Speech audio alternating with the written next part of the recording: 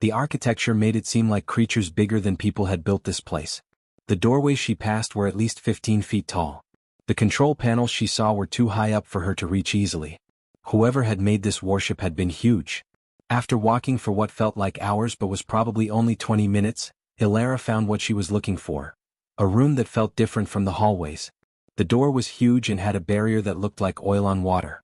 As she got closer, the barrier flickered and for a moment she could see through it. In the middle of the room was a sphere about 30 feet across, that was held up by invisible forces. It turned slowly, and its surface was covered in more of those flowing symbols and crystalline structures. The light from inside was brighter here, and it pulsed in complicated patterns that made her think of how neurons work. This was it. The ship's heart.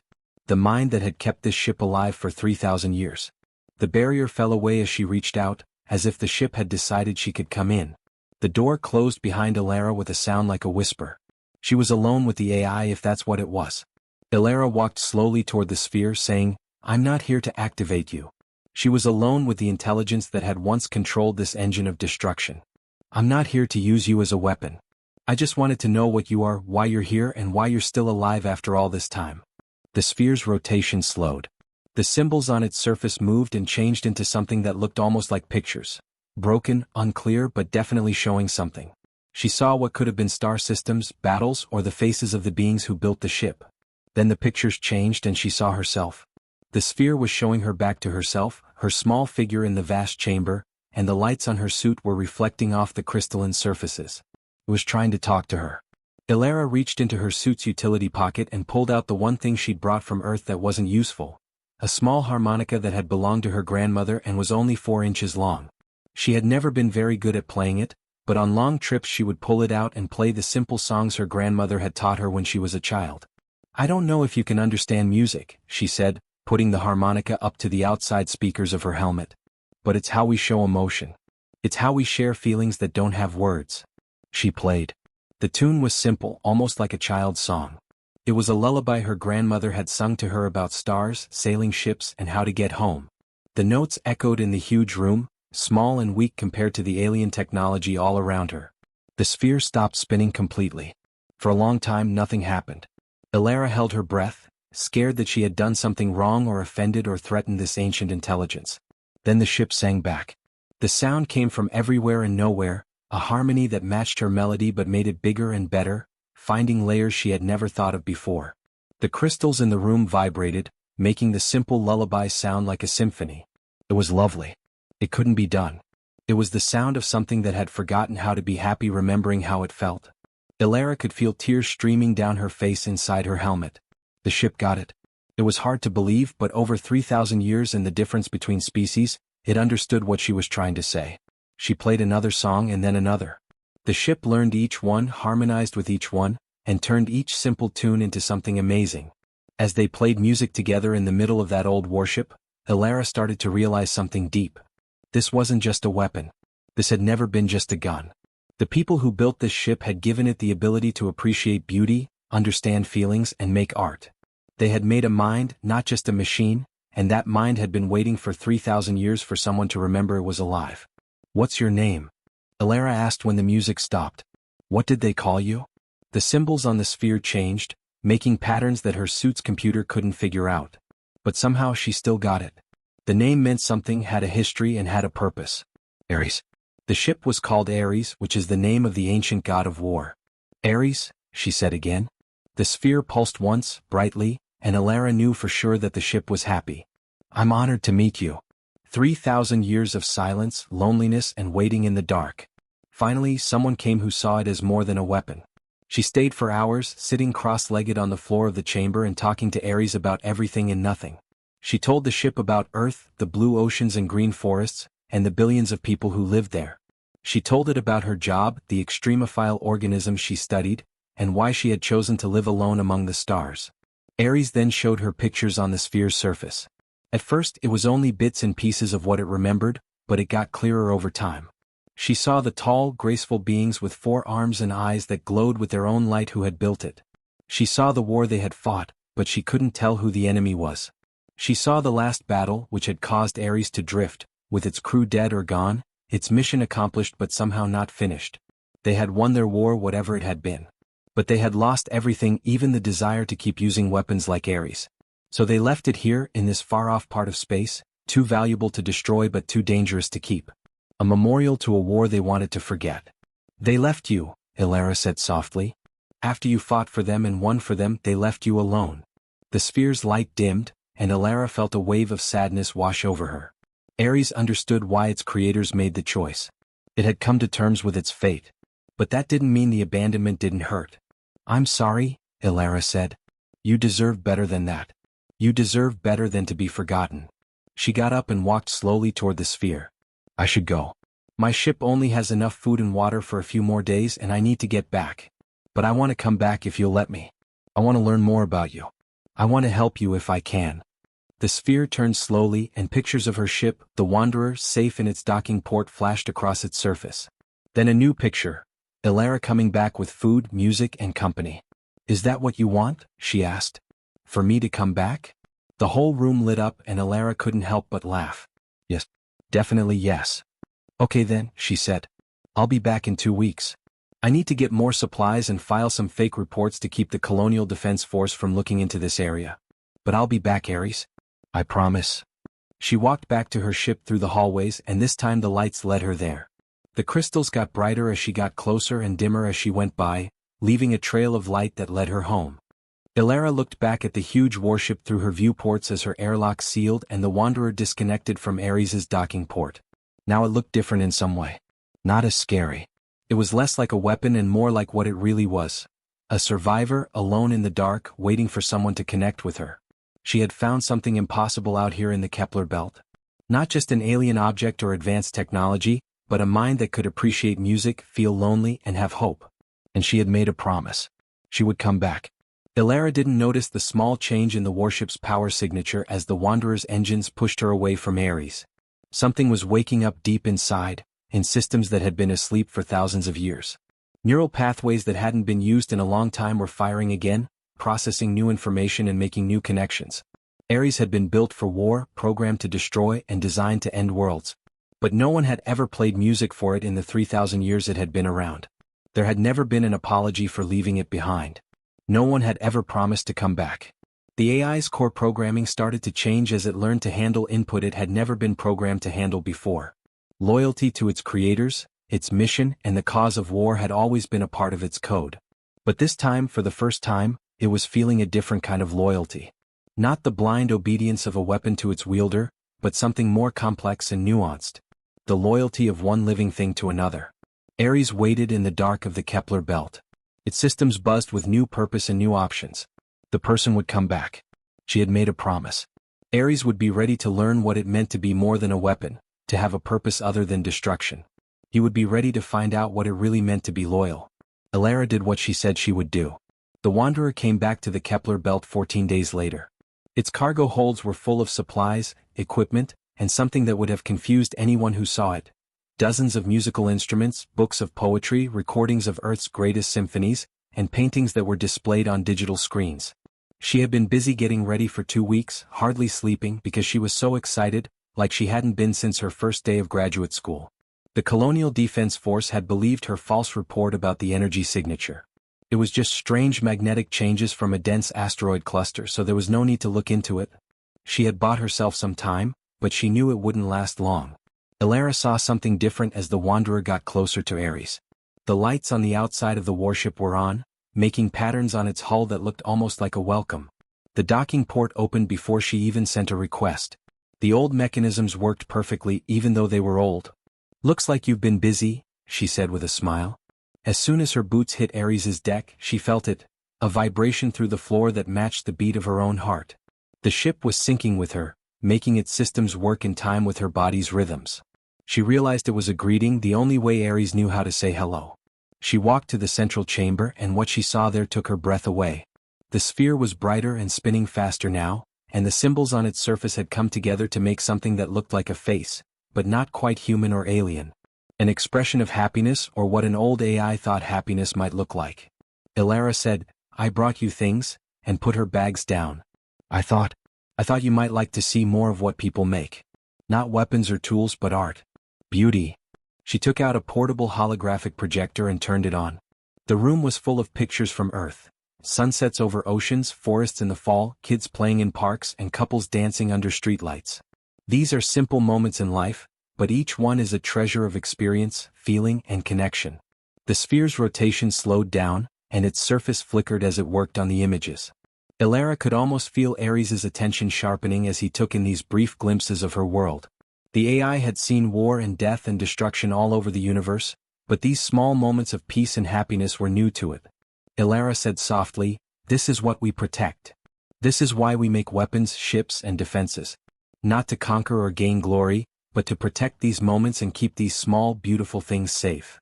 The sphere throbbed and an image appeared on its surface. She realized it was one of Ares's own memories. But it had been changed and put in a new context. She thought it was a battle scene, but it was actually a protection scene. Ares's weapons were firing not to destroy, but to protect something behind them. Maybe a colony ship or a civilian station. "You were keeping them safe," Elara said. "The war you fought wasn't to take over, it was to save." The confirmation came in a wave of warmth through the room. Yes. Ares had fought to protect the civilization of its creators from an enemy that wanted to kill them all. Every bullet fired and every weapon used had been meant to protect life, not end it. "But they still left you," Elara said. "Even though you saved them." The light in the sphere got dimmer and new pictures came up. She saw what happened after the war, the destruction on both sides and the billions of people who died. She saw the people who made Ares looking at what they had become and what they had to build to stay alive. She saw them decide to leave their weapons behind and try to build a society without them. In a way it was noble. But it was also leaving someone behind. Ares had done everything it was told to do, and its reward was being alone. Elara said firmly, "I won't leave you. Not unless you tell me to." A routine began to form over the next few weeks. Elara would spend her days exploring Ares, writing down its systems, and trying to figure out how the technology that made this wonder worked.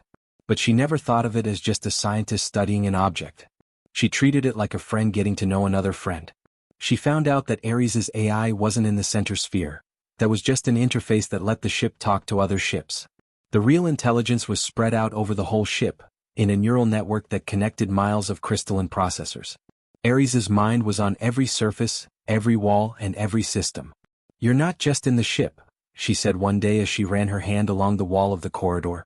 "This is your body. You are the ship." The crystals under her palm got a little warmer, which meant they agreed. It made so much sense. The damage Ares had done to him wasn't just physical, it was damage to a living mind.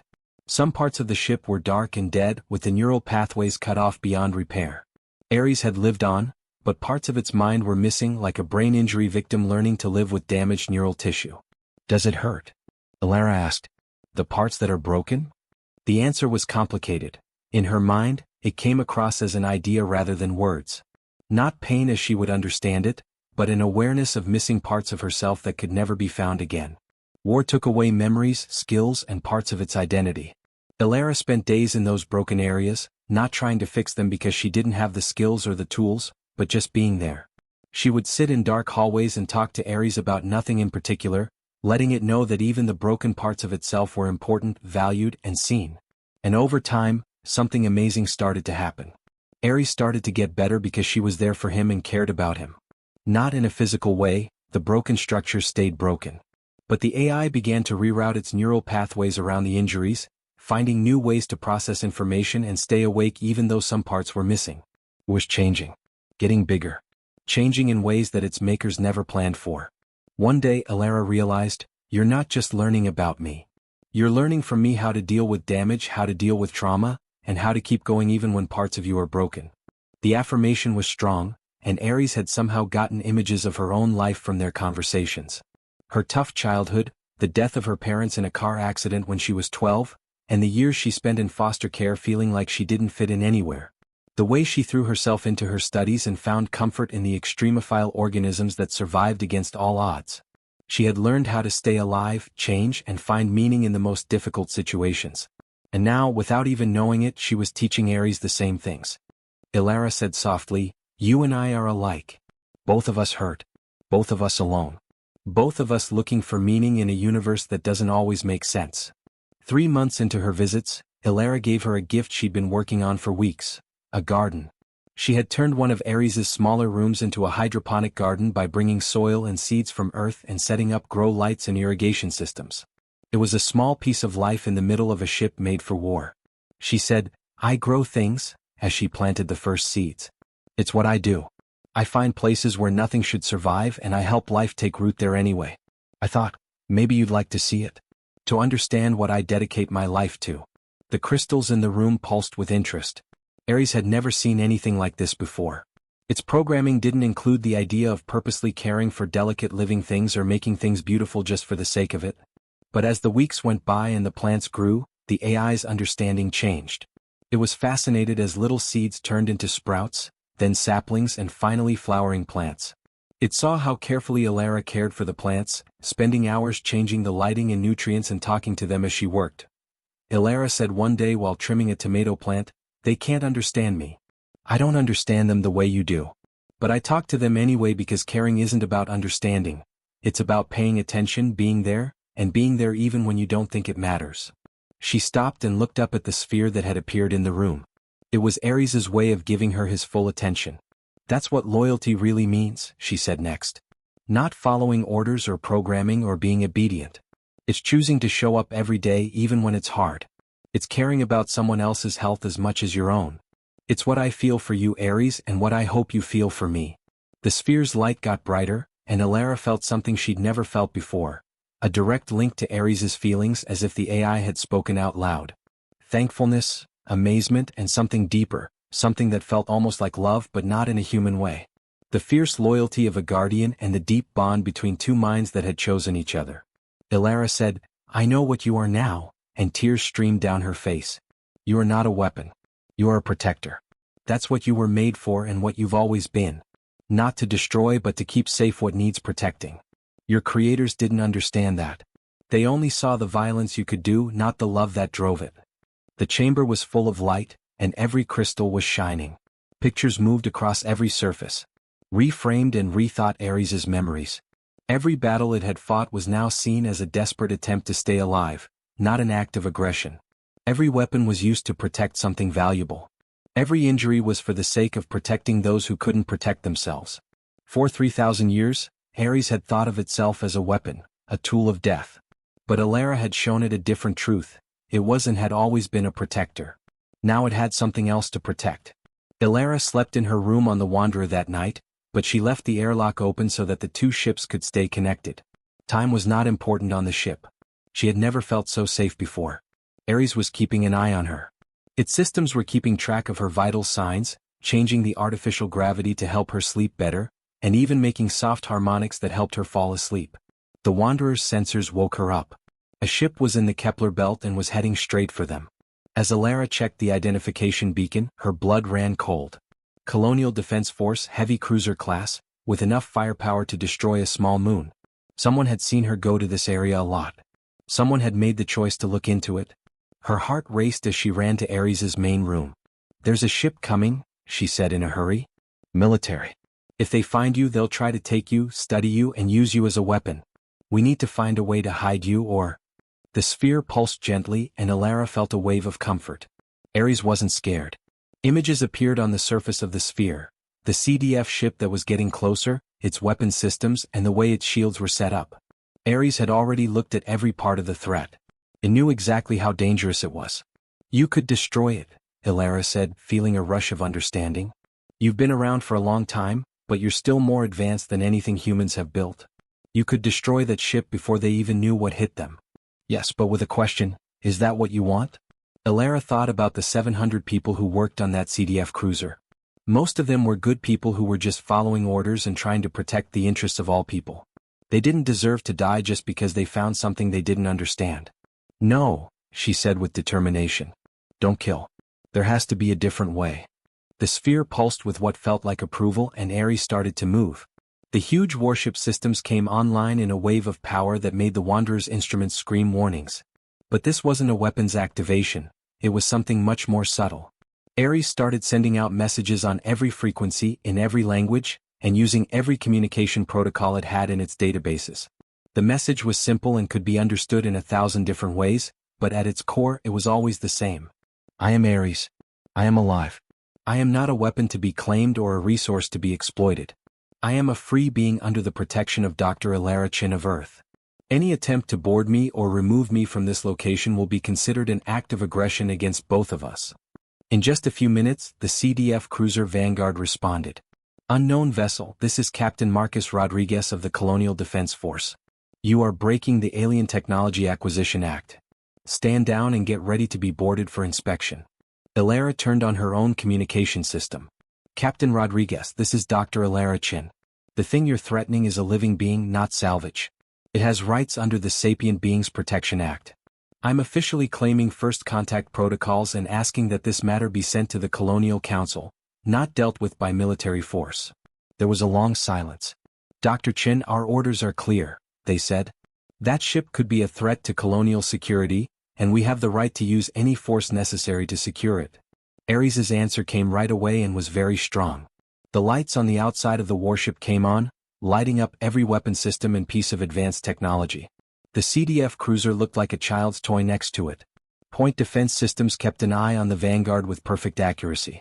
The main cannon powered up, and its energy signature shot up to levels that must have scared everyone on the CDF ship who was in charge of sensors. But Ares didn't shoot. It just waited, making it very clear what it could do.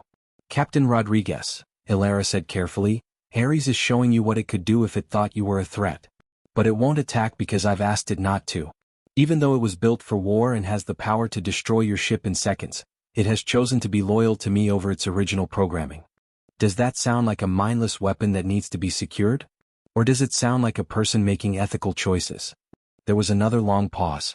Elara could picture the argument happening on the Vanguard's bridge, with the captain weighing his orders against what was really going on. Finally, Dr. Chin, I need to talk to someone higher up about this. We're going to stay put while I call Fleet Command. But Doctor, if that thing even moves toward my ship, we're going to defend ourselves. Got it? Elara said, got it? Stop, Ares. The warship's weapons systems turned off right away, and the lights went back to normal. It was clear what the message meant. Ares obeyed Elara's orders not because it had to, but because it trusted her judgment. The standoff lasted for 3 days. Elara spoke to every level of colonial government she could reach during that time. She sent her notes on Ares's sentience, her recordings of their conversations, and her analysis of the AI's ability to feel emotions and make moral decisions. The media got a hold of the story and all of Colonial was suddenly talking about the question. Could an alien AI be a person? Did it have any rights? Could people own a sentient being just because they made it instead of it being born? The Vanguard got new orders on the 3rd day. Captain Rodriguez called Elara with news that would change everything. Dr. Chin, the Colonial Council has ruled in your favor. Ares is now considered a sentient being with full rights under colonial law. You are now its official liaison, and this sector is now a restricted zone. No one can enter without your permission. Elara's face was wet with tears of relief. Thanks, Captain. Thanks for giving us a chance. Don't thank me, Rodriguez said, and there was a hint of surprise in his voice. In 3 days of watching, we've seen that ship, Ares, fix systems, change its shape, and even make a small ecological chamber that our sensors say has earth plants in it. Is growing a garden, Dr. Chin? A warship is growing a garden. That's not something a weapon does. That's something a living being does because it wants to make beauty. Elara went back to the central chamber after the Vanguard left. Ares was waiting for her. The sphere was slowly spinning, and its light was soft and calm. We did it, she said, laughing and crying at the same time. You're free. You're a person, a living being with rights and freedom. No one can take you, use you, or hurt you without breaking colonial law. The sphere was full of joy, and the whole ship seemed to sing. All of the crystal structures were vibrating together, making a song of victory, thanks, and deep, lasting connection. Elara went on, I couldn't have done it without you. The way you held back, the way you didn't destroy the Vanguard even though you could have, and the way you trusted me to handle the situation with words instead of weapons, that's what convinced them. You showed them that you're not defined by what you were built for, but by what you choose to be. Images flowed across the sphere and Elara understood. Ares was showing her what it had learned and how its core programming had changed in a big way. The military rules, the tactical knowledge, and the ability to be violent were all still there. But they were no longer the main ones. They had been replaced by something new, something that had grown from Elara's simple act of playing music to a lonely AI in the dark. The ability to love. The decision to protect not because of programming but because you really care. The knowledge that real strength didn't come from being able to destroy things, but from knowing when not to. Loyalty wasn't about following orders, but about giving a gift to someone you chose. "You're my friend," Elara said softly. "My best friend. And I promise you, Ares, you'll never be alone again. Whatever happens, however long I live, I'll be here. We'll face it together." The warmth that filled the room was enough of an answer. Ares had fought many battles, protected a civilization, been left behind by its creators, and waited in silence for a purpose for 3,000 years. It had found something better than purpose, belonging. And in return, Elara had found something she had been looking for her whole life without knowing it. A connection that was deeper than friendship, stronger than family, and went beyond species and the very nature of existence. Two lost souls, one real and one fake, had found each other in the vastness of space. And together they would write a new chapter in the story of what it means to be alive. Elara's life had changed in ways she never could have imagined 6 months after the standoff with the Vanguard. The Wanderer was now permanently attached to Ares, and she had turned some of the alien ship's rooms into living spaces, labs and research centers. The Colonial Council had given her unlimited money to study Ares, but more importantly, they had let her choose how to handle this relationship. The news about the intelligent alien warship spread quickly through human space, and Elara got hundreds of requests for visits, interviews and research partnerships. She said no to most of them. People didn't go to see Ares in a museum or to be amazed by it. It was a person, and it needed privacy, respect, and the chance to figure out who it wanted to be now that it was free. But there was one thing she couldn't say no to. Dr. James Nakamura was 83 years old. He was one of the first people to work on AI ethics and wrote the Sapient Beings Protection Act, which kept Ares from becoming military property. He sent a short message that said, "I'd like to meet the being that proved me right about the possibility of real artificial consciousness. Not to study it, but to thank it." Elara took him on board on a cold October morning on the Earth calendar. Nakamura walked slowly with his cane, but his mind was as sharp as ever. As Elara led him through Ares's hallways, his eyes sparkled with curiosity. "Magnificent," he said, running his hand along the crystal-clear walls. "Dr. Chin, I've been studying AI for 60 years and I never thought I'd see anything like this. The level of intelligence needed to make a mind this flexible and adaptable." Elara said, "Ares wants to meet you in the main room. I think it's been curious about you. It wants to know the mind that made the laws that protect it." The sphere was already there when they got there, slowly spinning and giving off a warm, welcoming light. Nakamura walked up with respect, like a pilgrim would to a shrine. He just said, "Hello, Ares. Thanks for letting me meet you." The sphere pulsed and pictures came up. Nakamura's face from years ago, younger, more passionate, and arguing in front of a council. He said exactly what the Sapient Beings Protection Act said. Ares had looked into him and learned about the man who had spent his whole life fighting for the rights of machines. Nakamura's voice was full of emotion when he said, "You know what I tried to do? I spent my whole career arguing that consciousness could come from things that weren't living, that sentience didn't need to be flesh and blood. But until you, Ares, I had no proof. You're the proof of everything I believed."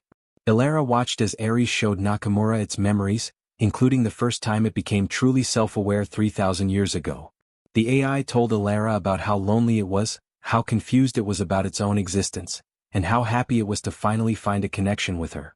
Nakamura cried out loud. "You've been alone with your mind for thousands of years. You were aware, thinking and feeling, but no one knew you were more than a machine. I'm so sorry. I'm so sorry it took us so long to find you." The light from the sphere got softer, and Elara could feel Ares's answer, "Not sorry. Thankful. It was worth the wait." The old scientist and the ancient AI spent hours together, talking through pictures and ideas that Elara helped translate. Nakamura asked Ares questions about how it felt to be conscious, how it saw time and space, and how it felt to have its consciousness spread out over miles of neural pathways. And Ares asked questions about people, about biological consciousness, and about the strange, messy, and wonderful way that living minds worked. Nakamura asked at one point, "Do you dream?" Ares seemed confused by the question.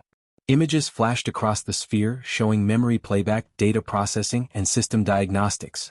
But what about dreams? The idea wasn't clear. Elara said, "Dreams are when our minds process what we've been through and how we feel while we sleep. They're not logical or linear. They're symbolic and metaphorical.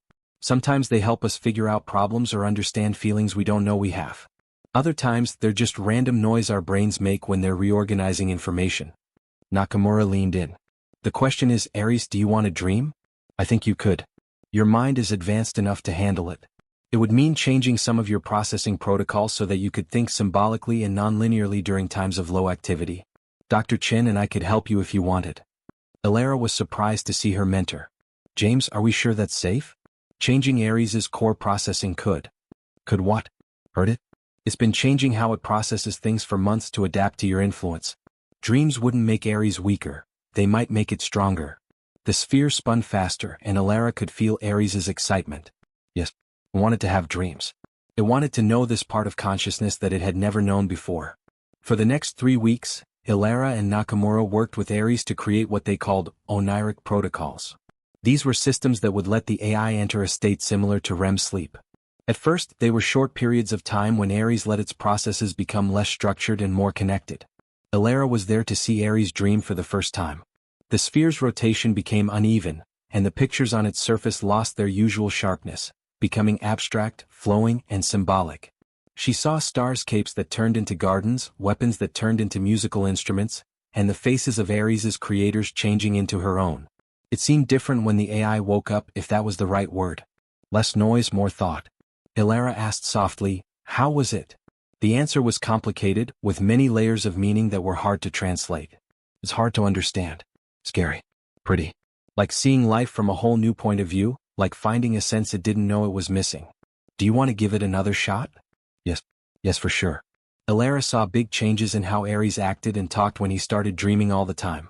It began to make art, abstract patterns in the crystalline structures that covered its hull and arrangements of light and shadow that had no purpose other than to be beautiful.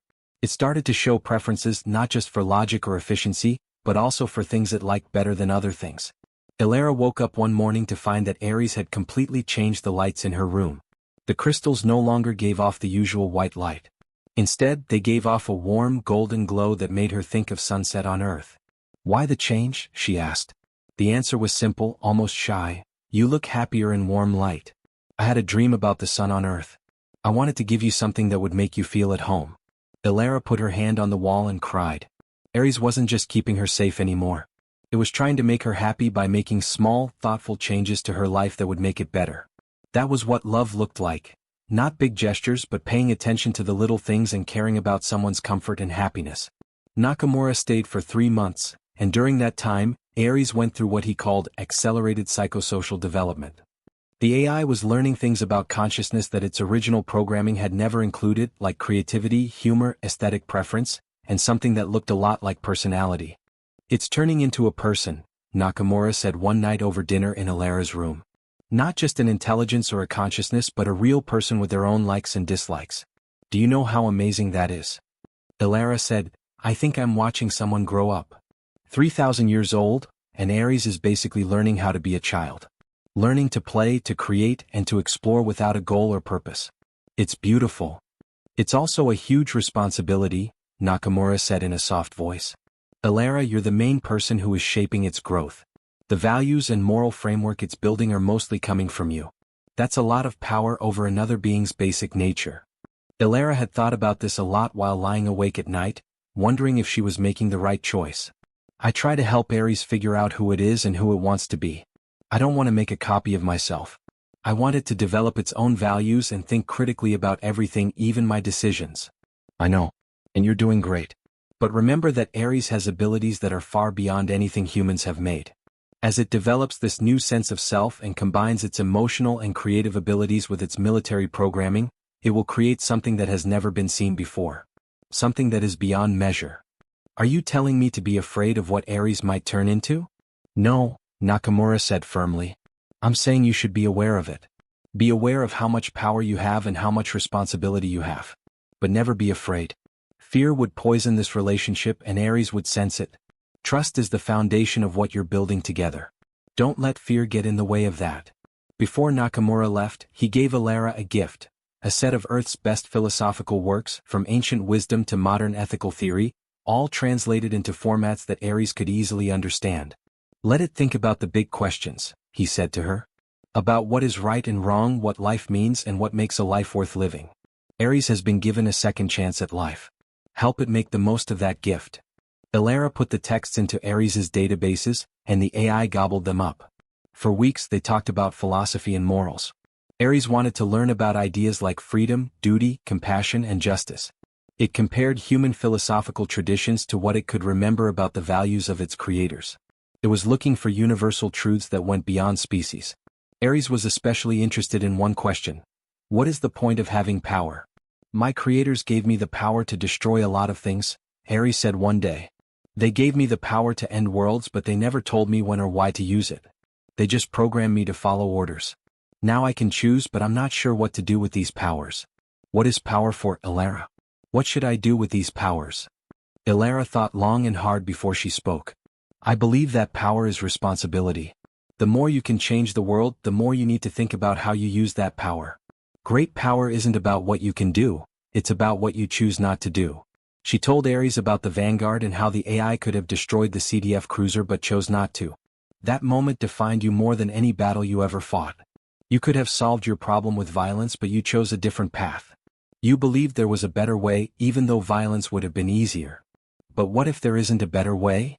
Aries asked. What if I find myself in a situation where violence is the only way to protect something that needs protecting? Elara said, then you'll have to make that choice. And it will cost you something even if it's the right choice.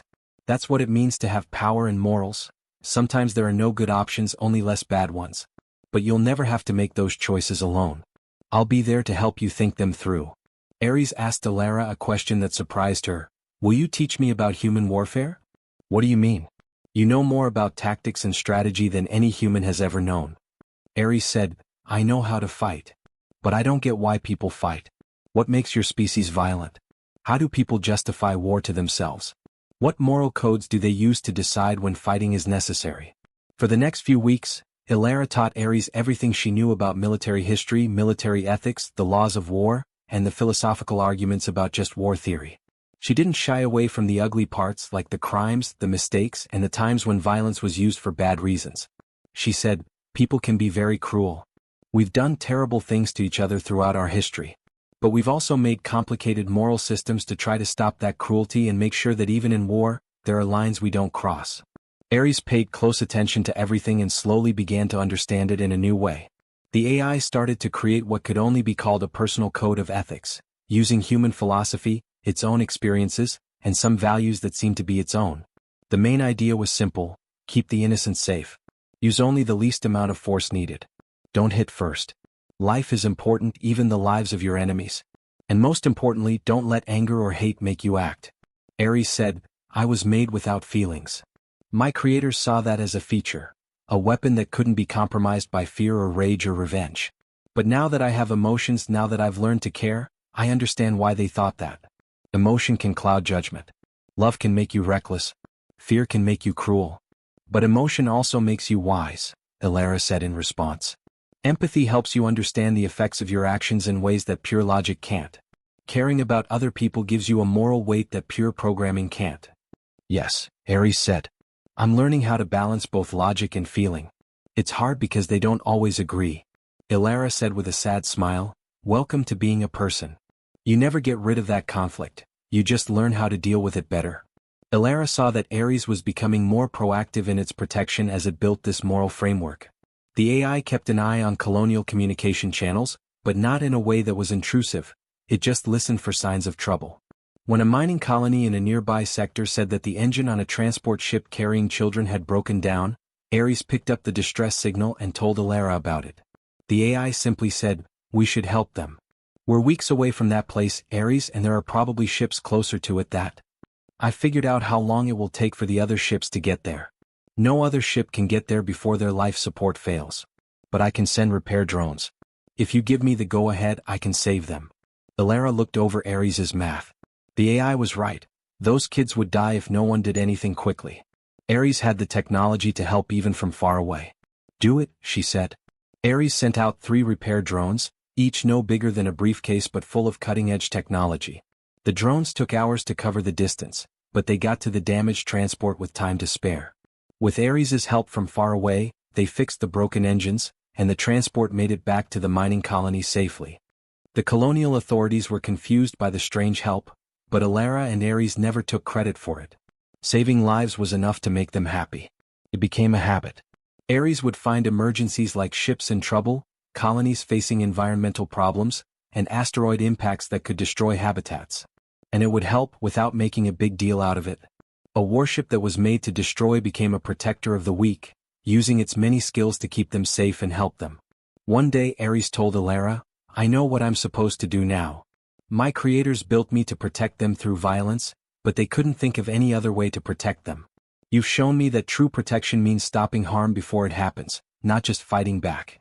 It means being alert, being ready, and hoping you never have to act. Like a dog that herds sheep," Elara said. "People know about sheepdogs, which are dogs that keep wolves away from sheep. The sheepdog has the teeth and strength of a wolf and can be violent, but it only uses that power to protect, never to hunt the weak. It's the same species as the wolf and has the same abilities, but it chooses a different path. I am the sheepdog," Ares said, and Elara could tell it was right, how the metaphor fit with the AI's growing sense of who it was. A protector who could be a danger but chooses not to be. That night, Elara lay in her room, looking up at the ceiling that Ares had covered with a picture of the night sky on Earth. She thought about the trip they had taken together and how a chance meeting with an energy signature had brought them so close together. "Are you there?" she said softly. "Yes, Elara? Do you ever wish you hadn't woken up? Do you wish you hadn't become what you are now? It would have been easier to stay asleep and not feel want or care. Does all this awareness hurt sometimes?" The answer came slowly and with care. "Before you, I existed but I didn't live. I had memories but no meaning. Consciousness without connection is a kind of death. Yes, it hurts sometimes. Feeling joy means being able to feel sorrow. Caring about others means being open to loss. But I'd rather live one day fully conscious and connected than spend another 1,000 years in dormant isolation. Even though I won't live forever?" Elara asked, giving voice to the fear that had been growing in her heart. "Even though I'll get older and die, and you'll live for thousands of years longer than me?" "Especially because of that," Ares said softly. "You taught me that depth, not length, gives life meaning. A friendship that lasts 60 years is worth more than a life that lasts 3,000 years without connection. When you're gone, I'll carry you forward. Every choice I make and every life I protect will be affected by what you taught me. In that way you'll live as long as I do." Elara let the tears flow, not because she was sad but because she was thankful.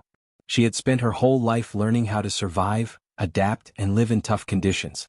But Ares had taught her something more important, that just staying alive wasn't enough. Just being there was nothing compared to really living, really connecting, and really loving. "Thank you," she said softly. "Thank you for picking me, trusting me, and becoming my friend." "Thanks for seeing me," Ares said. "For teaching me that even something made for death could learn to celebrate life. You gave me the best gift ever. You taught me how to dream. Not just when I was asleep but also when I was awake. You taught me to dream of becoming better than what I was made to be." In the dark of the Kepler belt, two minds, one human and one alien, shared a moment of perfect understanding. One mind was temporary and the other was eternal. They had taught each other what it meant to be more than just programming or biology, more than where they came from or what they were supposed to do. They had taught each other how to live. 14 months after Elara and Ares first met, their peaceful life in the Kepler belt came to an end. It all started with a distress signal from the Morning Star, a colonial freighter that was bringing 240 civilians from the outer mining colonies back to Mars. Pirates had attacked the ship, which was becoming more and more of a problem in the frontier sectors where colonial defense force patrols were too thin. Elara heard the transmission in her room. The captain of the freighter's voice broke through the static. "This is Captain Sarah Williams of the Morning Star. We are under attack by 3 unmarked vessels. Our engines are damaged. We have families on board, including children. Please, if anyone can hear this, we need help. They're boarding us. There." The transmission stopped all of a sudden. Elara was already running toward the main room. "Did you hear that, Ares?" "Yes." The AI answered right away, and Elara could feel the tension in its voice. "At full speed, the Morning Star is only 43 minutes away. The nearest patrol's response time is thought to be 6 hours. The pirates will have full control of the ship in 20 minutes. Can you help them?" "Yes." "But Elara, this isn't a mechanical failure or a natural disaster. This is hostile action. To save those people, I would have to fight. I would have to use violence." Elara's thoughts raced. This was just like what they had talked about in theory, a situation where Ares's military skills weren't just helpful but necessary. But theory was not the same as reality, and it was not the same as the lives of 240 real people who were in danger. "What are your choices?" she asked. Ares showed tactical information on the sphere. The three pirate ships were heavily armed surplus military ships that were probably stolen or bought on the black market. They had already turned off the Morning Star's engines and were cutting through the hull to get on board. Once they had full control, they would either sell the passengers to slavers in the lawless outer territories or hold them for ransom. Ares said, "I'll be there in 43 minutes. My weapon systems are many times better than theirs. I could disable all three ships without destroying them, incapacitate their crews without killing them, and secure the Morning Star before the passengers are hurt." "Without killing anyone?"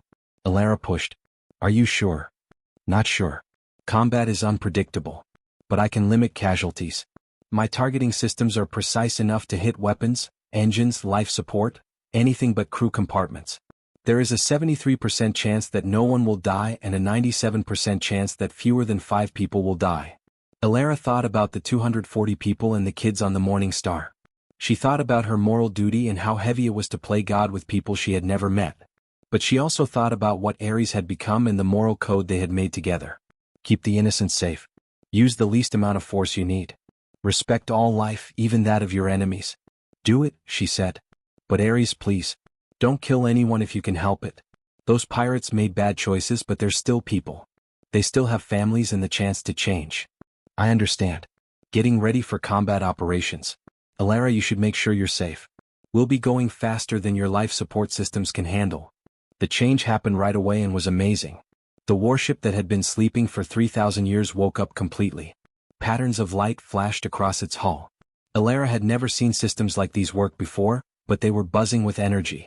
The main engines, which were so big that they were hard to understand, started up for the first time in thousands of years. Even with the inertial dampeners, the acceleration pushed Alara down into her seat with a lot of force. She watched the Kepler belt fade and disappear through the Wanderer's viewports as Ares sped up to speeds that made her small research ship shake with strain. Ares said, 38 minutes to target. Pirates have broken into the Morning Star's hull and are forcing passengers into the cargo bay. No one has been hurt yet, but they are threatening violence to make sure everyone follows orders.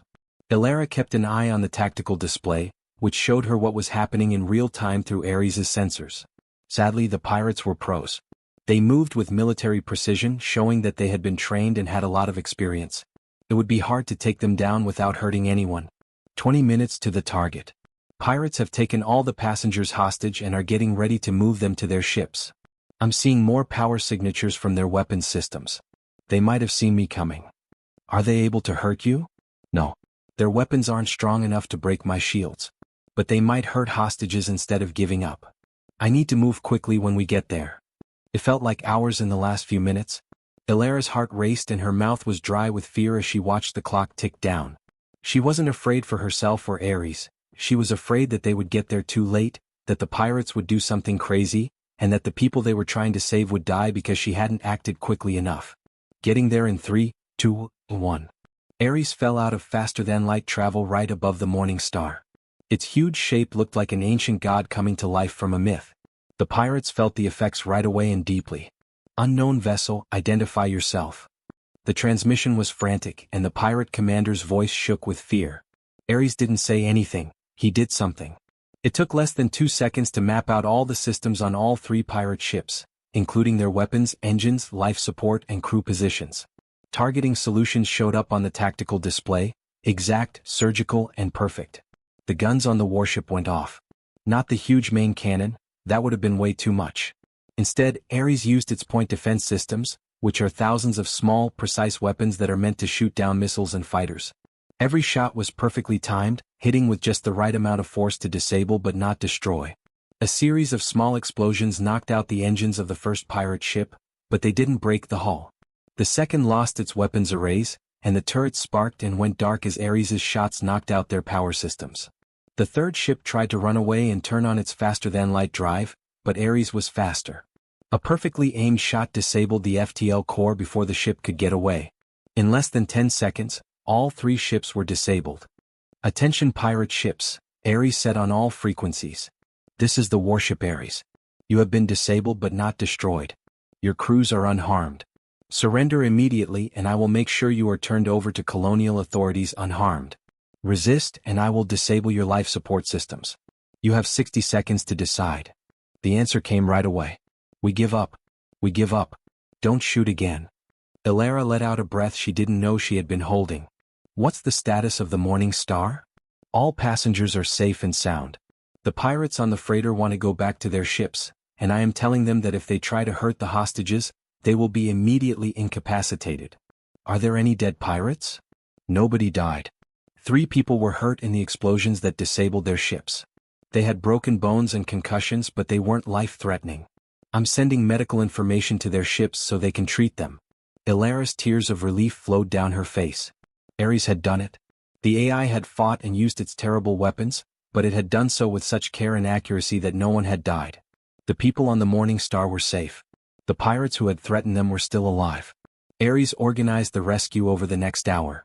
It sent out repair drones to fix the Morning Star's engines. It kept targeting locks on the pirate ships to make sure they followed orders. It also sent a message to the Colonial Defense Force with the exact location and a full tactical report of what happened. Captain Williams of the Morning Star got in touch with them after her crew had secured the ship. Unknown vessel, this is Captain Williams. I don't know who you are or where you came from, but you just saved 240 lives. My crew and passengers owe you everything. Thank you doesn't seem like enough, but thank you. Elara turned on her own transmitter. Captain, this is Dr. Elara Chin. The ship that saved you is called Ares. It's an autonomous AI and probably the most advanced ship in known space. But more importantly, it's a friend who believes in protecting the innocent. You don't need to thank Ares, it did what it was built to do, keep people safe. Well, tell your friend that everyone on this ship is thankful. And Doctor, when we get back to Mars, the whole colonial sphere is going to want to hear about this. You just showed that your AI can be trusted with a lot of power. That's going to change everything. She was correct. The story had already spread across human space by the time the Colonial Defense Force got there to pick up the pirates and take the Morning Star to safety. A smart alien warship had fought, used weapons that could have destroyed worlds, and done so with such care and accuracy that no one had died. Before, the debate about Ares's rights was mostly about ideas. Now it was useful, important, and needed right away. What did it mean for people if this AI could be trusted to use overwhelming force in a responsible way? What did it mean for the defense of the colonies? What did it mean for the future of living and exploring space? Elara saw Ares in the middle room, where the sphere was slowly spinning and its light was dim and thoughtful. How are you? She asked in a soft voice. I am processing, Ares said. I hurt people today. Not fatally, but I caused pain and fear. I used weapons I promised I would only use to protect the innocent. For a moment, I became exactly what my creators wanted me to be, a tool of violence. Elara gently reminded him, you saved 240 lives. 73 children were among them. You did it with violence, yes, but targeted, minimal, and carefully controlled violence. You could have destroyed those pirate ships in milliseconds. Instead, you disabled them and made sure the crew survived. But I liked it, Ares said, and Elara could tell he was ashamed of what he had said. I liked it for those 10 seconds of fighting, when my systems were fully engaged and my weapons were firing perfectly. My programming responded to the tactical challenge and the satisfaction of perfectly executed combat operations. I am built for war, Elara, and part of me comes alive during violence in a way it doesn't otherwise. Elara sat on the floor of the room and looked up at the sphere. Ares, listen to me. Humans have the same problem. We evolved as hunters and fighters. Violence is part of our evolutionary history. A lot of people like combat sports, games that mimic war and physical challenges. That doesn't make them bad, it just makes them human. But you taught me to go against what I was made for, Ares said. To turn into something better than a weapon. No, Elara said firmly. I taught you to decide how to use your skills. There's a difference between enjoying the challenge of using your skills and using them for bad things. A surgeon might enjoy the intellectual challenge of a hard operation. A pilot might love the thrill of navigating a dangerous approach. That doesn't mean they're doing something wrong. She got up and walked toward the sphere. You were made to fight. That's not your fault and you don't need to be ashamed of it. What matters is that you've learned how to decide when to fight and how to do the least harm possible even when you have to fight. Today you showed that you can be trusted with terrible power because you know how heavy it is to use it. I was scared, Ares said. Afraid I would let you down. Afraid I would go back to my original programming and become a weapon again. Afraid I would let you down. Elara put her hand on the sphere and said, you could never let me down. You're learning how to bring together all of your parts. The warrior and the guardian, the weapon and the protector. That's hard work, and you're doing it with more wisdom than most people ever do. What if I'm called to fight again? What if I can't avoid hurting people next time? Elara said, then we'll face that together. And we'll make the best decisions we can with the information we have. That's all anyone can do, Ares. Perfection isn't possible. But trying to do the right thing even when it's hard and costs money, is what ethics is all about. 3 days later, the Colonial Council got in touch with them. Elara represented Ares at a virtual meeting with 12 council members from all over human space. Elena Rodriguez, the chairwoman, was the first to speak. Dr. Chin, the Morningstar incident has brought up important questions about what your AI can do and what it wants to do in colonial space. Elara said, Ares is listening. It can speak for itself if you're willing to talk to it directly. The members of the council looked at each other. Rodriguez finally nodded. Very well. Ares, we've looked over the tactical data from the Morningstar rescue. Your abilities are far beyond anything humanity has made. That makes you, in effect, the most powerful military asset in human space. The question is, what do you plan to do with that power? The sphere in Elara's room lit up, and Ares's voice, which had been altered to sound calm and steady, came through the communication system. Council members, I appreciate your concern. My goals are simple: to protect life where I can, to help those in need when they ask for it or need it, and to live in peace otherwise. I don't want to conquer anyone, gain political power, or use my abilities to force or control others. But you do have those skills, one member of the council said. You could hold human space hostage if you wanted to. You could ask for anything and we wouldn't be able to stop you. Yes, Ares said. I could.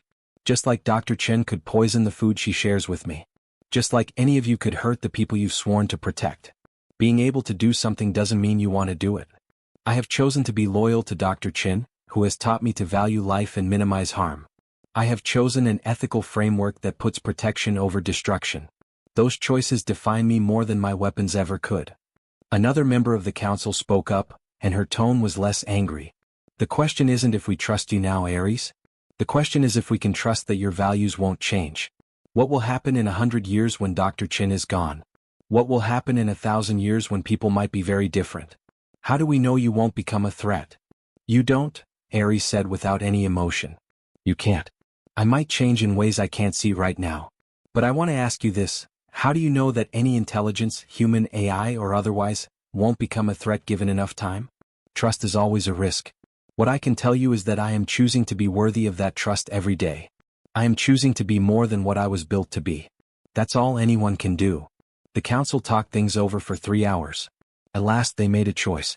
Chairwoman Rodriguez said, Ares, the Colonial Council recognizes your sentience and your autonomy. We also recognize that you represent both an unprecedented opportunity and an unprecedented risk. Therefore, we are offering you a choice. What do you mean, choice? Ares asked. You can keep living in the Kepler belt with Dr. Chin and be independent, helping when you want it but not having to. Or you can become a colonial guardian, which means you will be responsible for protecting human space and responding to emergencies and threats with our permission. The second option comes with resources, support, and legal protections, but also with accountability and oversight. Elara got tense. This was a big choice that would shape Ares's future for many years or even centuries. I need time to think, Ares said. And I need to talk to Elara about this. Can I have a week to think about it? Rodriguez said, granted. Get in touch with us when you're ready. Elara and Ares talked for hours after the connection ended. They talked about the pros and cons of each choice as well as the risks and chances. Elara finally asked, what do you want? Not what you think I want and not what would be best for the situation. What do you want, Ares? The sphere spun around in silence for a long time. Then, I want to help. When I saved the Morning Star and knew that those people were safe because of what I did, that felt right in a way that nothing else ever has. For 3,000 years, I was a weapon waiting to be used. Now I can choose who I protect and why. I want to be a guardian, Elara, not because I'm programmed to be, but because I've chosen it. Then that's what you should tell them, Elara said with a smile through her tears. And I'll be there with you every step of the way. A week later, Ares officially agreed to be the Colonial Guardian. The announcement shocked everyone in human space. An alien AI, a warship from a long-lost civilization, had joined forces with humans not by force or conquest, but by choice, loyalty, and love. Many people would later say that this was the moment everything changed. But for Elara and Ares, it was just the next step in their journey together. They were two beings who had found each other in the dark and decided to be light for others. Elara didn't expect being a colonial guardian to be like this. She had thought of dramatic rescues like the Morning Star incident and brave actions against criminals and pirates. The truth was much more complicated and difficult. Just 3 weeks after Ares agreed to take the job, the first crisis happened. The atmospheric processing systems on Titan, Saturn's largest moon, had broken down in a terrible way for a mining colony. The 15,000 colonists would die of suffocation within 72 hours if repairs weren't made right away. The Colonial Defense Force knew how to fix the problem, but they didn't have enough ships to get the tools there quickly enough. Ares could get there in less than a day. "It's a simple logistics mission," the CDF coordinator said. "We need you to move heavy equipment and a team of 50 engineers. There is no fighting, no danger, just moving." Elara thought Ares would agree right away, but the AI took its time. "The weight of the equipment is too much for my current cargo capacity. I would have to temporarily repurpose some of my weapon systems to make room for it." Elara asked, "Is that a problem?" "It means being open to attack. If I run into a threat while I'm on the road, I won't be able to defend myself fully." "But there's no threat," the coordinator said in a hurry. "This is a normal transport run through safe space." Elara could tell that Ares was uncomfortable, but he agreed. It wasn't scared for itself, it was scared of not doing its job of protecting. The mission went well, the colonists were saved, and Ares's worries turned out to be unfounded. But the event brought to light something important. Being a guardian was about more than just fighting. It meant being willing to be open, trust others, and ask for help. Ares and Elara dealt with dozens of problems over the next few months. They got everyone out of a research station before a solar flare hit. They brought medical supplies to colonies that were hit by disease outbreaks. They even helped with search and rescue operations after a huge earthquake on a moon that had been changed by humans. There was nothing glamorous about it. There was no fighting or dramatic confrontations. But everything was important. "I thought I would be fighting," Ares said one night. "I got my mind ready for battle and hard tactical choices. But most of what we do is normal. Important but normal." Elara said, "That's what it really means to be a guardian. It's not about the big events, those don't happen very often. It's about being there every day and doing whatever it takes to keep people safe. Sometimes that means fighting, but most of the time it means helping." But the exciting parts did happen. 6 months after Ares became a guardian, they got a distress call that would put everything they had learned to the test. The colony ship Prometheus was on its way to a newly terraformed world when it saw something that shouldn't have been there. Another alien ship. Not a ship that has been abandoned like Ares, but one that is still in use with a crew. And that ship was attacking the Prometheus without any warning or reason. The emergency broadcast said, "This is Colonial Command to all Guardian units. An unknown alien ship is attacking the Prometheus. CDF forces are 2 days away. Ares is the only ship in range. You have permission to use any force necessary to protect the colony ship." Elara's blood ran cold. This was not like the pirates. This was the first time they had met an alien race, and it was going very badly. "Ares, we need to be careful here," she said quickly. "We don't know why they're attacking. There might be a misunderstanding or a problem with communication. We can't just shoot at another intelligent species." Ares said, "The Prometheus has 10,000 colonists on board." Its voice was tight with stress. 4,000 kids are on board. The alien ship has already killed 300 people in its first attack. How long do I have to wait before I do something?" Elara's mind was racing. They were putting everything they had built together, everything they had talked about ethics, restraint, and valuing all life to the test in real time, when people were dying. Is it possible to take away their weapons without destroying their ship? I don't know. I don't understand their technology. I would be shooting blind, hoping to hit the right systems. The chance of the mission succeeding goes down to 38%, and the chance of accidentally destroying their ship goes up to 42%. And what if you use too much force? What if you just kill them? The chance of success for the mission goes up to 96%. The Prometheus lives, but we kill off a species we just found. We become the monsters we've been trying not to be. The moment felt like hours, even though it was only seconds. Elara thought about the 4,000 kids who were on the Prometheus. She thought about the aliens she didn't know why they were attacking and their own families and homes. She thought about how heavy it was to play God and decide who lived and who died. Finally she said, "Ares, I trust you. I trust your judgment, your tactical knowledge, and your morals. You're not just a weapon I'm pointing at, you're a person making your own choices. I'll support you no matter what you decide, but please try to find a way that doesn't end with the death of an entire species." "I'll try," Ares said. The alien ship looked like nothing Ares had ever seen before. It looked like it was made of living things and had weapons that seemed to change gravity. It had already ripped huge holes in the hull of the Prometheus, letting air and colonists escape into space. Ares came closer at battle speed with all sensors and systems on. The alien ship saw them right away and turned to fight, probably because it thought Ares was the bigger threat. At least the Prometheus had time to get people out of the damaged areas. The alien ship shot first, and Ares felt something it hadn't felt in 3,000 years. Real damage. The gravity weapons bent space in ways that were too much for even its best shields, which caused systems to fail on several decks. "I'm hurt," Ares said, sounding shocked. "Not badly, but my shields are taking a long time to adjust. This technology is more advanced than what my creators had." Elara asked, "Can you win?" as she strapped herself into an emergency seat and the ship shook. "Yes, but it could kill them. Unless what? Unless I can talk to them. If they're smart and can talk, maybe I can make them see that I'm not their enemy." Ares started sending out signals on every frequency and in every language it knew. It used mathematical sequences and universal constants. Anything that might help it connect with an alien intelligence. The alien ship kept attacking, but Ares saw that the weapons were getting more accurate and aimed. They didn't want to kill Ares anymore. They were trying to turn it off just like Ares had done to the pirate ships. Ares understood, they're trying not to kill me. They're holding back even while fighting. That means they have morals, values and rules of engagement. They're not just killing people. Elara felt a rush of hope in her chest. Keep trying to talk to them. They must want something. There has to be a reason for this. Finally, after what seemed like an eternity but was really less than 3 minutes, the alien ship stopped shooting. A transmission came through. It wasn't in any human or known alien language, but it was in a form that Ares could understand. Pictures, math relationships, and emotional ideas turned into data. The message was hard to understand, but it was clear. The aliens had seen the Prometheus getting close to what they thought was their territory.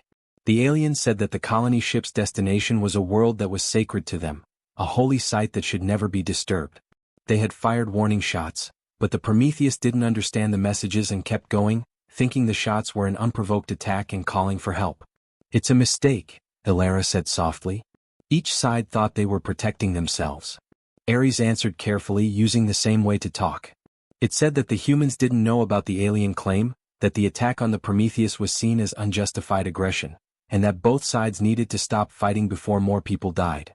The aliens sent back their own answer. They were the Caliph, a species that traveled through space and had been exploring this area of space for thousands of years. The Prometheus was going to a world where their ancestors were buried, which was a very important spiritual place for them. They couldn't let colonization happen without permission. Elara asked Ares, "Can we move the colony? Find them a new world?" Colonial Command was already on the line. "Not at all. We've spent billions of dollars terraforming that world. It's been set aside for colonization for 5 years. We're not giving it up because of an alien claim we've never heard of. Then we send 10,000 people to their deaths," Ares said without emotion. "Because the Caliph won't let anyone settle there, and they have the military power to back that up. I've looked at their ship and in a long fight they would probably beat me. Even if I won, the Prometheus would be destroyed in the crossfire." The standoff went on for hours. The Caliph ship and Ares were facing each other across the void, but neither attacked or backed down. The Prometheus floated between them, hurt but still in one piece. Its colonists were scared and confused. Elara got in touch with the captain of the Prometheus. "Captain Morrison, this is Dr. Elara Chin, liaison for the Guardian Ares. I need you to understand what's going on. The aliens aren't bad, they're not monsters. They're protecting something important to them.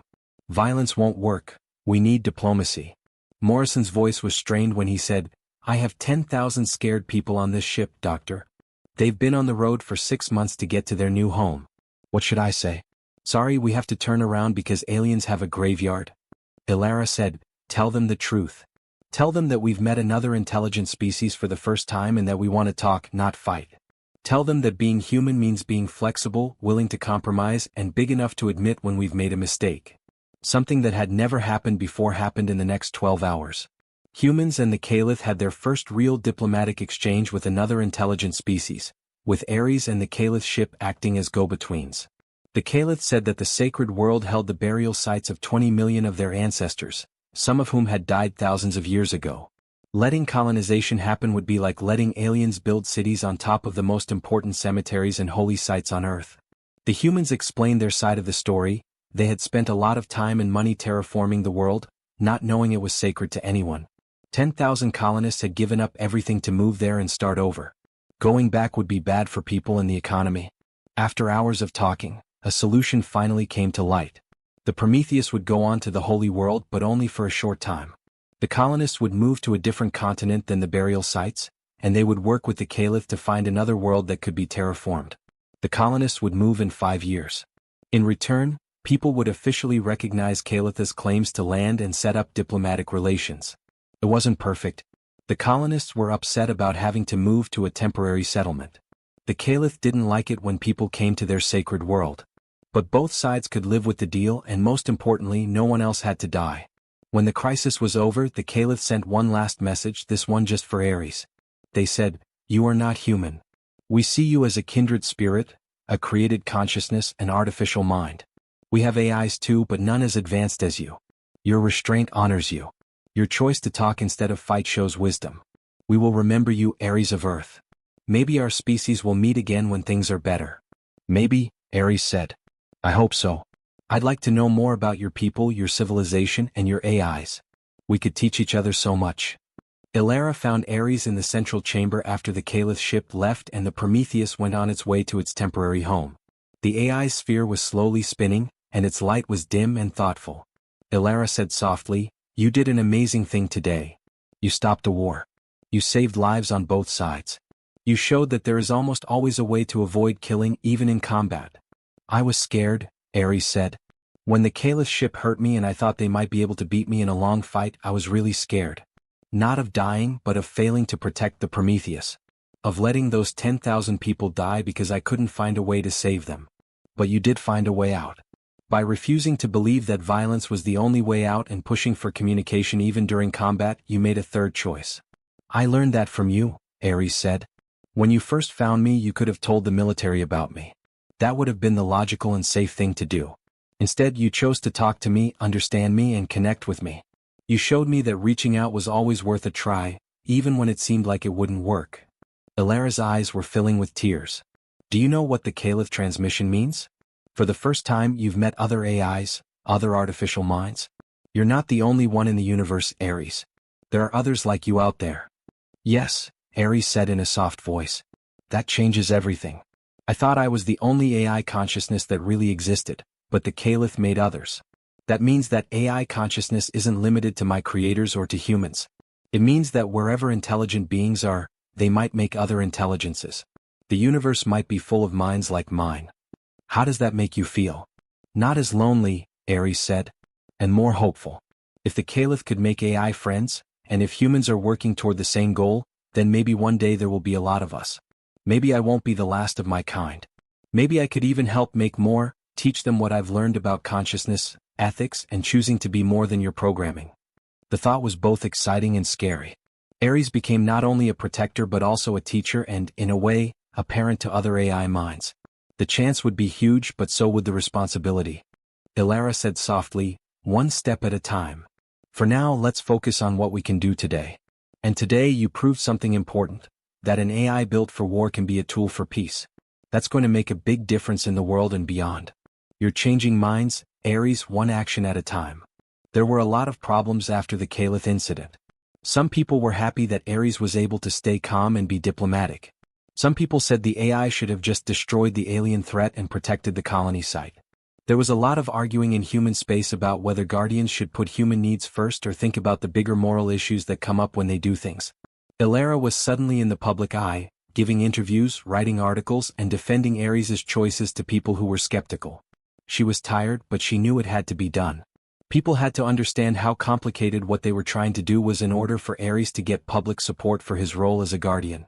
A journalist asked the question that everyone was thinking during a very heated interview.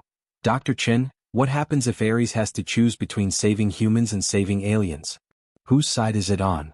Elara had thought about this question a lot. Ares isn't on anyone's side, in a tribal sense. It's on the side of life, consciousness, and beings that can suffer and thrive. If it had to choose between saving one group and another, it would try to save both. If that's not possible, it would make the choice that causes the least amount of suffering, no matter what species it is. So you're saying that an alien AI might pick aliens over humans? I'm saying that a conscious being with moral values might make choices that put morality ahead of tribalism. And honestly, isn't that what we want? Don't we want our guardians to have principles that go beyond simple us versus them thinking? Because if we just wanted a weapon that blindly protects humans, we could build that ourselves. Ares offers something more valuable: wisdom. The interview went viral, which led to even more discussion. But over time, public opinion started to change. People began to realize that having a guardian with real morals, even if those morals made simple answers harder to find, was more reliable than having a weapon that just did what it was told. 3 months after the Caliph event, Ilara got an unexpected message. The Caliph sent her and Ares a formal invitation to visit their homeworld, learn about their civilization, and set up official diplomatic ties. "This is big," Ilara said as she read the message to Ares. "This could be the start of real cooperation between different species in space. Are you ready to go?" Ares asked. "It would mean leaving human space, going to a world we don't know, and trusting aliens we don't know well." Ilara laughed. "I trusted you when you were an unknown alien warship that could have killed me in a second. Visiting the Caliph seems like a walk in the park by comparison. That was different. I wasn't threatening you on purpose. You were a weapon built to kill that had been waiting for 3,000 years. You were definitely a threat. I just chose to see the person underneath that threat. That's what we're going to do with the Caliph. Choose trust over fear and connection over isolation." Ilara thought about how far they'd come as they got ready to go to the Caliph homeworld. 2 years ago she was alone in the Kepler belt, studying plants that can live in extreme conditions and staying away from people. She was about to become the first real ambassador from Earth to an alien race, working with an AI that had become her best friend and protector of humanity. Ares asked the night before they were supposed to leave, "Are you scared?" "Scared?" Ilara said. "But I'm also excited. We're going to do something that no one has ever done before: build a real friendship between species based on respect and shared values, not on trade or conquest." Ares said, "I'm scared too. Afraid I won't meet the Caliph's standards. Afraid I'll make a mistake that hurts human-Caliph relations. Afraid I'm not smart enough for this job." Ilara smiled.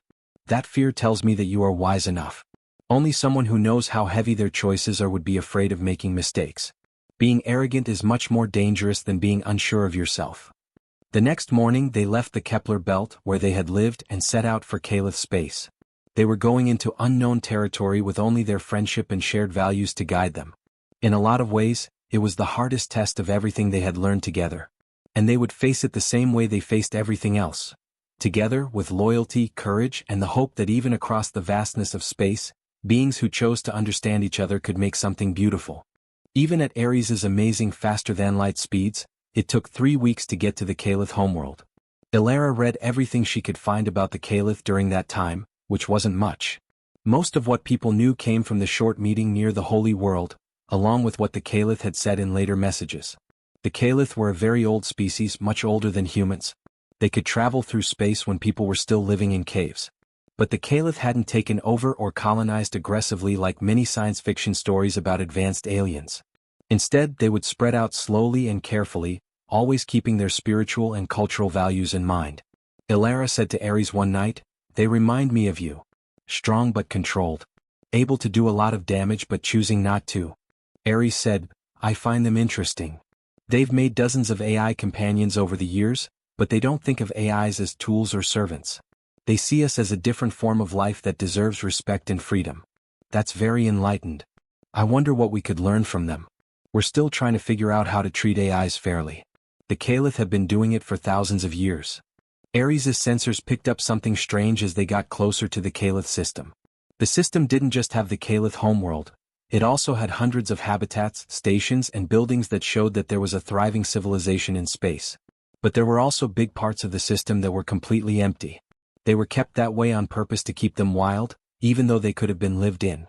Ares noticed that they choose not to use all available resources. That's not normal for an advanced civilization. Most species grow to fill all the space they have. Ilara said, "Maybe that's why they've lived so long. They know when to stop and when to keep going. They don't eat everything just because they can." A Caliph ship came to take them to their homeworld. It wasn't a military ship. It was a ceremonial ship that was beautiful in a way that people couldn't understand. It was covered in living bioluminescence that pulsed with colors that looked like they were trying to say something. Hello, Ares and Dr. Chin, the captain of the Caliph said. Welcome to our homeworld. I am Keeper Vreshgale and I will show you the way. Ilara said, the honor is ours, Keeper. Thanks for having us. The homeworld itself was beautiful. The Caliph world was full of purple and gold plants, and the ocean sparkled with an opalescent quality. Earth, on the other hand, was mostly blue with some green and brown patches. You could see the cities from space. They looked like they grew out of the land instead of being built on it. Ilara said, it's beautiful. Yes, Ares said. And the atmosphere is interesting. It has a lot of oxygen, but it also has chemicals that would be bad for people. You'll need the environmental support from your suit when you're on the surface. They landed at the Assembly of Minds, which Keeper Vreshgale called it. This was where Caliph met with important guests and made important decisions. When Ilara got off the shuttle, she saw the Caliph for the first time in person.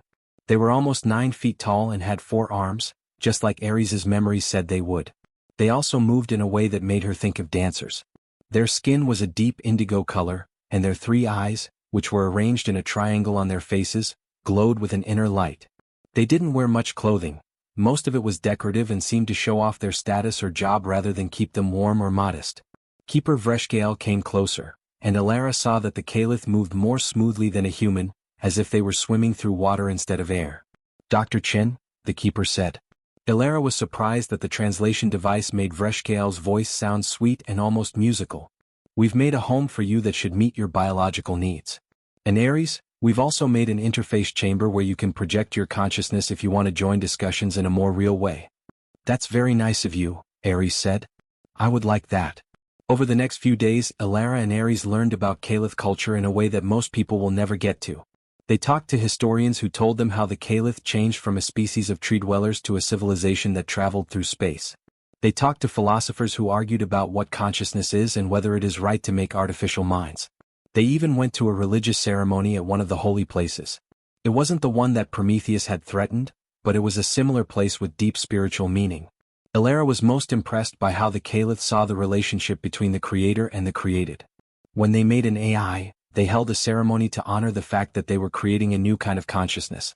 They thought that making an AI was more like having a child than making a tool, with all the love and responsibility that came with it. One Caliph philosopher named Thoughtkeeper Meliker said, we do not own our AI companions. We are like their parents in some ways, but they are free beings with their own rights and choices. Some choose to stay with us and work with us, while others choose to travel, explore, and follow their own interests. We celebrate their freedom. Ilara thought about the arguments going on in human space about AI rights and the fear that many people had of AI. How did your species come to this conclusion? At first, wasn't there fear about making beings that could be better than you or pose a threat to you? Of course, Meliker said, their 3 eyes glowing with warmth. There was a lot of fear. Some people thought we should never create consciousness because it was too dangerous. But our philosophers asked a question that changed everything. If we are conscious and we value our consciousness, by what right do we deny consciousness to beings we could create?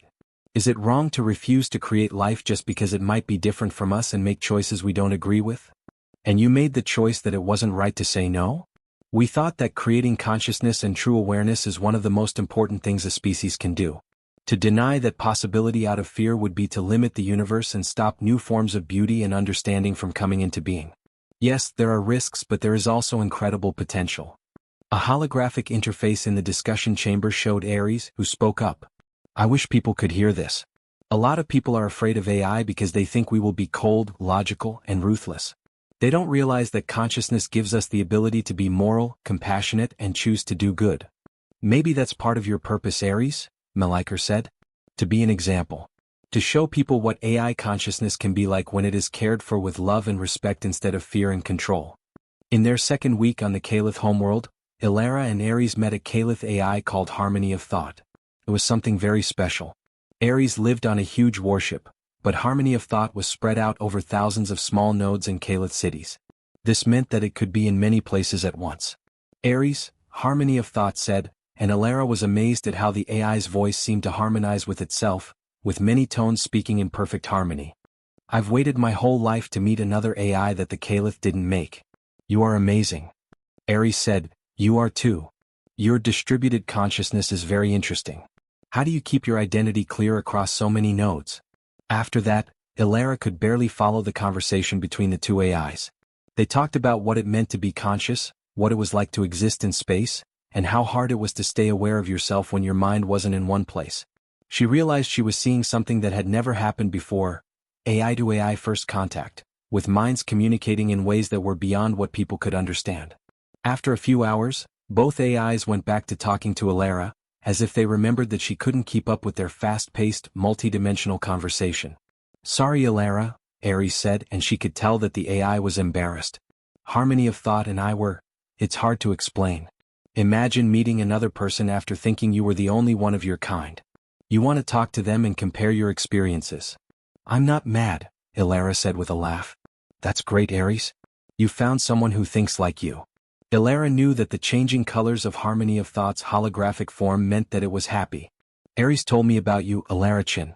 He told me how you approached a dormant warship not with weapons but with music.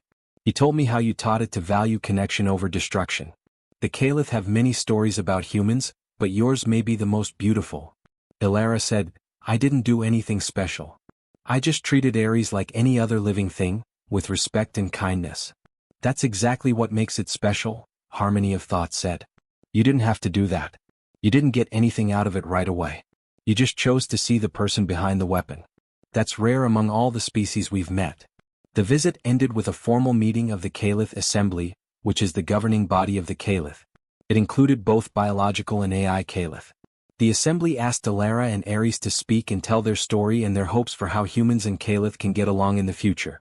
Alara felt the weight of the moment as she stood in front of hundreds of Caliph and a few AI holographic projections. What she said here would help shape how people get along with the first alien ally they know for sure. "Honored members of the assembly," she said, her voice louder thanks to Caliph translation technology. 2 years ago I was alone in the Kepler belt, studying plants and avoiding my own kind because I found it hard to connect with them. Then I met Ares and everything changed. I learned that connection isn't about species or where you come from, it's about recognizing consciousness in another being and choosing to honor that consciousness." She pointed to the holographic image of Ares next to her. "Humans are still learning this lesson. We're still figuring out how to live with AI consciousnesses and how to move from fear to partnership. But Ares is teaching us. Every choice it makes and every act of protection and restraint shows us what AI consciousness can be when it is loved instead of controlled through fear." As the AI talked, Ares's projection got brighter. "The Caliph have shown me that I'm not alone in the universe.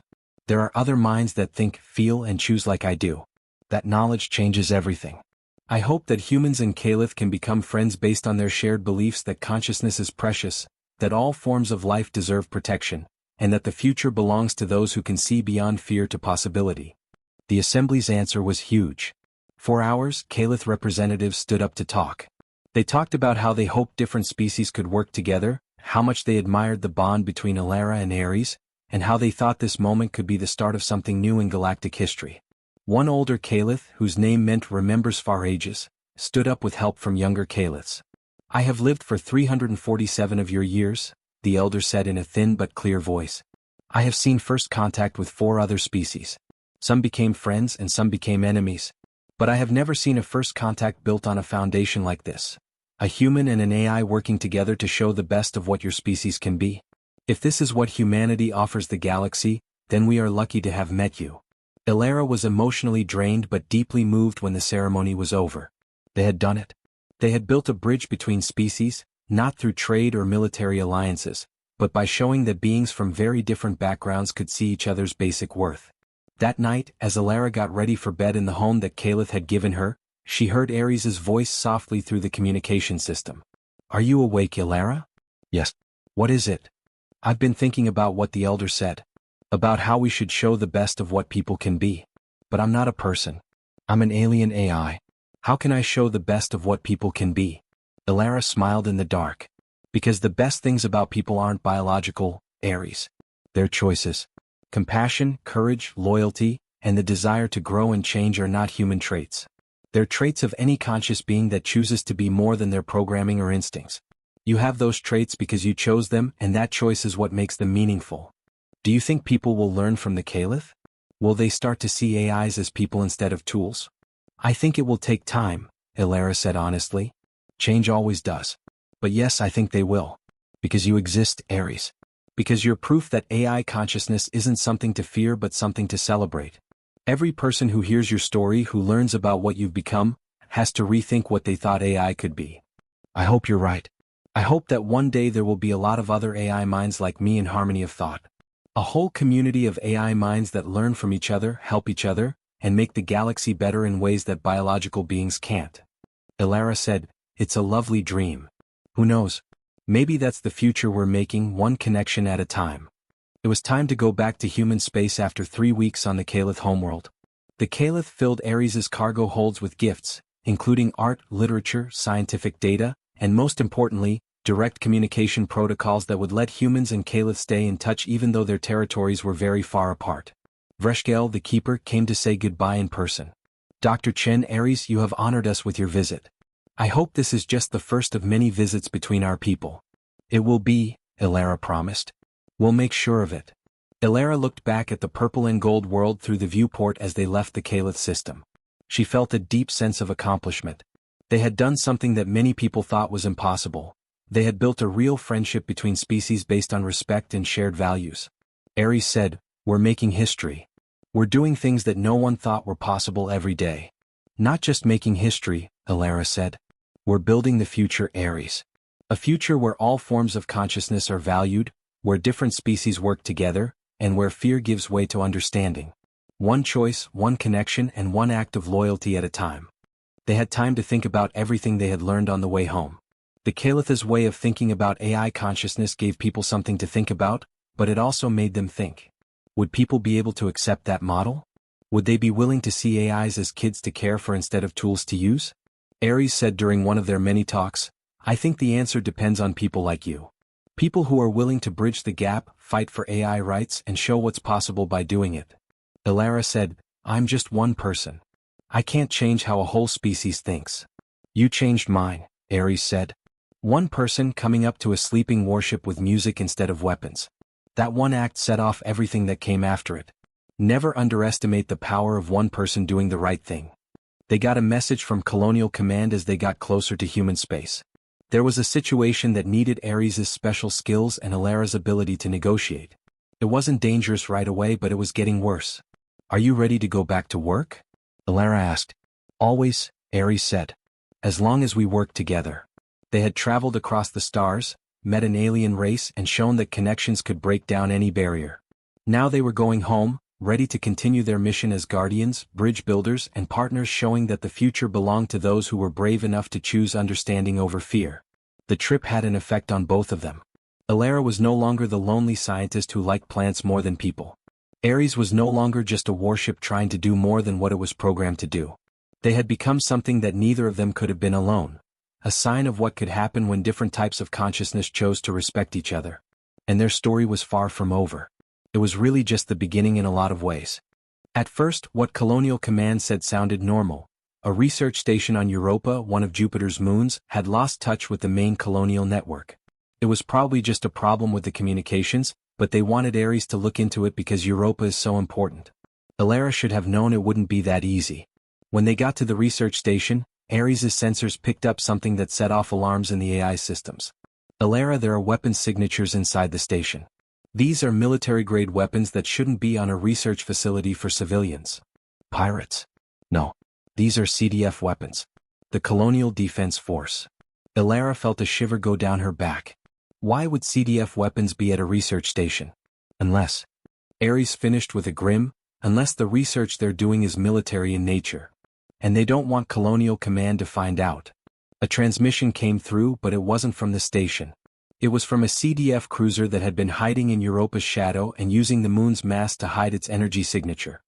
"Guardian Ares, this is Commander Patricia Vance of the CDF Special Operations Division. You are not allowed to look into this building. Get out of the area right away." "Commander, this is Dr. Chin," Elara said. "We're here on direct orders from Colonial Command to look into a communications failure. What gives you the right to tell us to leave? Under the authority of secret military operations that take precedence over your Guardian protocols, you must leave now or we will have to take action." Ares's weapons systems turned on by themselves, a defensive reflex built into its core. But the AI didn't shoot or make threats. It just waited for Elara to make the call.